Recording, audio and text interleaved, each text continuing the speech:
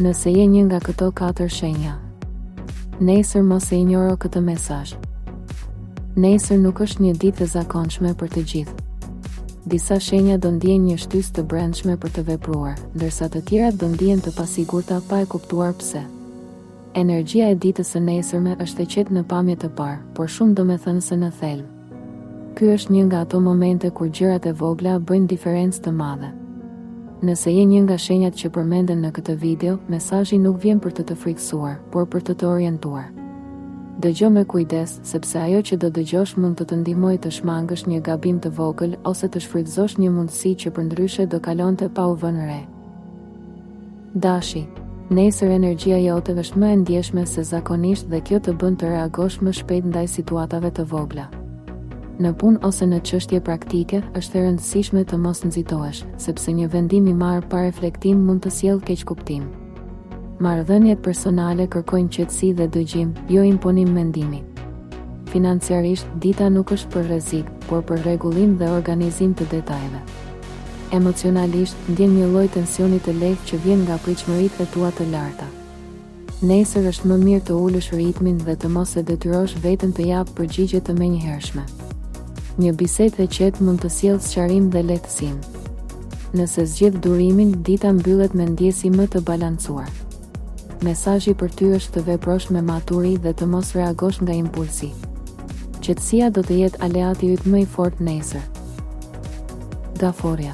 Nesër ndjeshmëria jote emocionale rritet dhe të bën më të vëmendshëm ndaj qëndrimeve të tjerëve. Në marrëdhënie, është e rëndësishme të mos i marrësh gjërat personalisht, sepse disa reagime nuk kanë lidhje direkte me ty në punë ose në përgjegjësi të përditshme. Kërkohet përqendrim dhe shmangje e shpërqendrimeve emocionale. Financiarisht, dita është neutrale, por jo e përshtatshme për shpenzime të panevojshme. Emocionalisht, nesër ndjen nevojën për siguri dhe qetësi. Është ditë e mirë për të dëgjuar intuitën, por pa u mbyllur në vetvete. Një mesazh ose bisedë e papritur mund të bëjë të reflektosh mbi një çështje të vjetër. Mos nxito të reagosh, sepse qartësia vjen pak më vonë gjatë ditës. Nëse ruan ekuilibrin, dita mbyllet më e lehtë nga sa dukej në fillim. Kujdesi ndaj vetes është prioriteti yt nesër. Peshorja. Nesër fokusi yt zhvendoset te balanca dhe drejtësia në marrëdhënie personale dhe profesionale. Nëse ke shmangur një vendim ose bisedë të rëndësishme, dita e nesërme të shtyn ta përballësh me qetësi dhe maturi. Në punë, kërkohet diplomaci dhe aftësi për të dëgjuar këndvështrime të ndryshme pa u ndikuar emocionalisht. Financiarisht, është ditë e përshtatshme për planifikim dhe rishikim të buxhetit, por jo për shpenzime impulsive. Emocionalisht, ndjen nevojën për harmoni dhe ambient të qetë. Një situatë e vogël mund të testoj durimin tënd, por reagimi i matur sjell përfitim. Nesër është e rëndësishme të mos kënaqësh të tjerët në kurrizë të vetes. Një vendim i vogël personal mund të ketë ndikim pozitiv afatshkurtër. Nëse zgjedh qartësinë dhe ndershmërinë, dita mbyllet me ndjesi lehtësimi dhe stabiliteti të brendshëm. Mesazhi për ty është të ruash ekuilibrin pa u vetë sakrifikuar. Britsjapi.